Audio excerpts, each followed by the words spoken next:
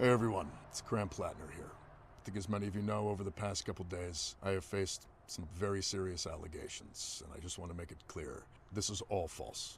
The things that have been claimed did not happen. It's not real. It has placed an immense amount of weight on me as I think about what needs to happen now. Amy and I are regular people. We were not looking for this experience. We were not looking to get into politics. We had no desire to run for office. I just want you to think about what you would do as a regular person in a position where a much larger world, large forces were working against you personally to accuse you of the worst thing that a person could do, and it was not remotely true. I learned about this through press inquiry with no time to truly respond, no time for investigations before a corporate media system and the political establishment got to act as judge, jury, and executioner. Accusations are supposed to be the beginning of things, not the end. I think it's really important to understand why this is happening in the timeline, why this is happening right now. Much like October, when the first attack started, much like the news that was created the week before the primary, there is a reason that this is happening now. I only have until July 13th until I am officially the nominee. This was the last week to try to get me off of the ballot. And that's why this is occurring. It's not the false allegations, though, that have brought us to where we are. It's the fact that they are being used by the political establishment to put structural pressure on us. We live in a political system that is not built for normal people. It is a system that is built structurally to make sure that movements like ours cannot flourish, that if they begin to succeed, they can be crushed. What we have accomplished here, you made possible, the people of Maine, the volunteers, the voters, the grassroots donors, and I have all the faith in the world that we could win if we could continue to harness that. But the brutal political reality is that they are going to take everything away from us. Those in power who have the ability to do so are using these allegations as an excuse to take away all of the things that we need to run a campaign.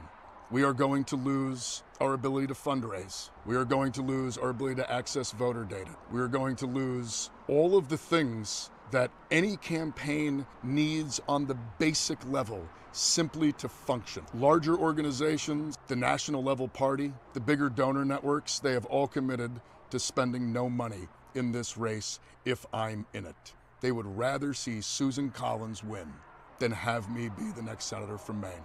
What comes next needs to come from the people, needs to come from the people of Maine, needs to come from the voters who on June 9th, at a strength of over 150,000, the largest number in the history of Maine primaries, said no to this kind of politics, voted for a politics that would actually represent them, voted against the political system, against the donor class, against the entrenched forces.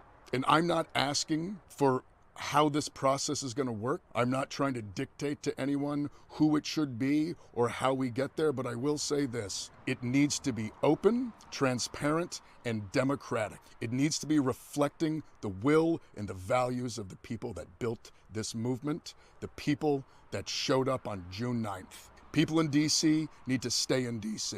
Decisions should not be made in back rooms by people in places of political power. Party apparatchiks are not the ones to make these decisions. These decisions need to be made in the open by the people of this state, the people who got us here. This is exactly the kind of political system that everyone voted against on June 9th.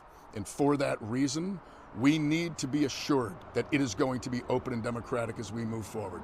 Amy and I struggled about getting into this. Last summer, right around this time of year, we sat down and we looked at each other and we said, if we believe in the kind of politics we think that we do, we have to do this. Over the past couple days, really yesterday and today, we have had to have that exact same conversation. We believe that for the movement to continue, it can't be me. And for that reason, we are suspending campaign operations. This is incredibly difficult because I know that some will think it's an admission of guilt, and it most certainly is not. We're not doing it because of the allegations. We're doing it because of the structures that are being taken away from us by those in power. And I also feel an immense amount of responsibility to everyone who has worked so hard to get us to where we are. We went toe-to-toe with one of the most entrenched political systems in the history of the world, and we won. We beat them on June 9th in overwhelming numbers. We did it the right way. We built a campaign. We engaged in electoral politics. We motivated people. We banded together. We did it the way that we were told we are supposed to make change. And we won. And now they are not going to let us have it. Not if it's me. And so we're suspending campaign operations. I want to make clear, though, I intend to file my paperwork to withdraw. The process needs to assure that what comes next is reflective of the Mainers who on June 9th turned out and showed that they are desperate for a different kind of politics. It needs to be driven not from back rooms, but by the will of the people.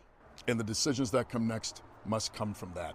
All we were asking for was health care, was to end the genocide, to use our taxpayer dollars at home to uplift our communities instead of waging war overseas. We were asking for a fair system. We were asking for an end to the corruption, the end to the money in politics. We were asking for real democracy, and we did it the right way, and we won. But now the ball is in the court of the Democratic establishment. My name might be on the ballot right now, but that ballot line belongs to the people of Maine.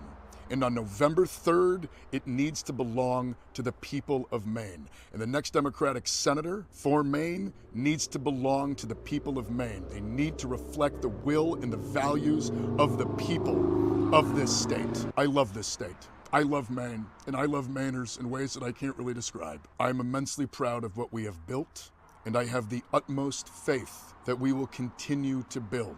And we will continue to move towards a better future. From the bottom of my heart, thank you. Thank all of you. And keep fighting. We're going to win someday.